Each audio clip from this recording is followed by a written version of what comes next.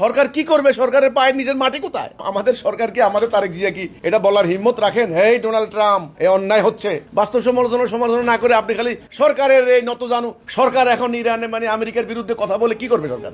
আসল কথায় আসেন, পুরো জাতি 18 কোটি মানুষ একটা কথার উপরে ঐক্যবদ্ধ হন যে আমরা আল্লাহর বিধান ছাড়া কারো বিধান চাই না, লা ইলাহা ইল্লাল্লাহ। তবে আমাদের প্রধানমন্ত্রী, আমাদের সরকার বাঘের মতো কথা বলবে। বাংলাদেশ আমেরিকার ঘেঁষা নীতি গ্রহণ করছে।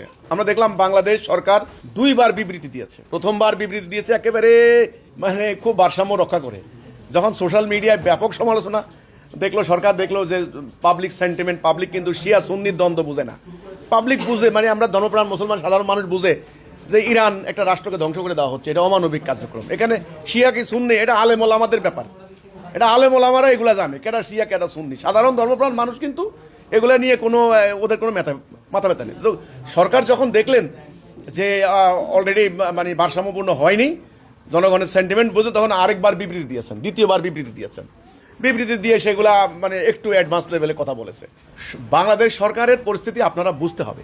বাংলাদেশের বাস্তবতা হলো, এই সরকার যে ক্ষমতা আসছেন, এরা বিরাট একটা দল এবং তাদের একটা জোট, 14 দলীয় জোট, যেটা একজনকে বাদ দিয়ে বাকিদেরকে নির্বাচনের বাইরে রেখেছেন, নিষিদ্ধ করে তাদেরকে গণ আন্দোলনের মুখে দেশ থেকে বের করে দিয়েছেন।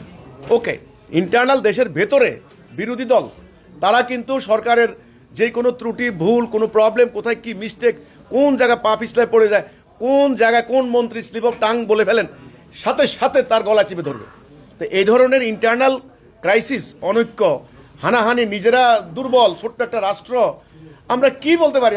আমাদের সরকার কি, আমাদের তারেক জিয়া কি এটা বলার হিম্মত রাখেন? হেই ডোনাল্ড ট্রাম্প, এ অন্যায় হচ্ছে। আসলে সমালোচনা করতে হবে, বাস্তবসম্মত সমালোচনা। বাস্তব সমালোচনা না করে আপনি খালি সরকার এখন ইরানে আমেরিকার বিরুদ্ধে কথা বলে কি করবে সরকার? আসল কথায় আসেন। আসল কথাটা হলো, যদি পারেন তো পুরো জাতি 18 কোটি মানুষ একটা কথার উপরে ঐক্যবদ্ধ হন যে আমরা আল্লাহর বিধান ছাড়া কারো বিধান চাই না, লা ইলাহা ইল্লাল্লাহ। আমাদের জাতি হবে একটা, হুকুম চলবে আল্লাহর, আমাদের সমগ্র সম্পদ, সমগ্র অ্যাসেট একটা নির্দিষ্ট দিকে পরিচালিত। তবে আমাদের প্রধানমন্ত্রী, আমাদের সরকার বাঘের মতো কথা বলবে। আমাদের সরকার, আপনারা যে বলেন যে সরকারের এই নত জানু সরকার কি করবে? সরকারের পায়ের নিচের মাটি কোথায়? সরকারের পায়ের নিচের মাটি কোথায়? কি আছে আমাদের?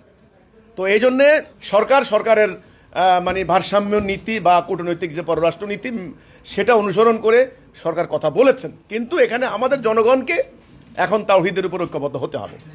আন্দাজে সমালোচনা করে কোনো লাভ নাই।